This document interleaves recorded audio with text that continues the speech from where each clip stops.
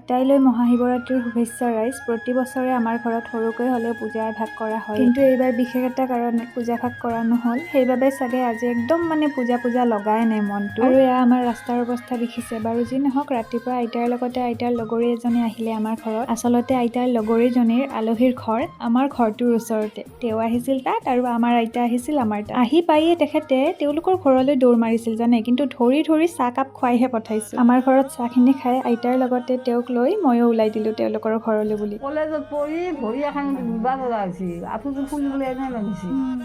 শুনিলে নহয়, নাতিয়েকৰ কিবা এটা হৈছে, গতিকে আৰু আইতাক ক'ত ঘৰত সোমাই থাকে, খবৰ ল'বতো আহিব লাগিব। আইতাজনীক তেওঁলোকৰ আলহীৰ ঘৰত থৈ মই আৰু মোৰ মামা আইতাই ঘৰলৈ বুলি উভতোতে আমাৰ ওচৰৰ আইতাটোৱে এনেকুৱা জোকাৰিলে যে চাহখিনি খাইহে যাব পাৰিবি।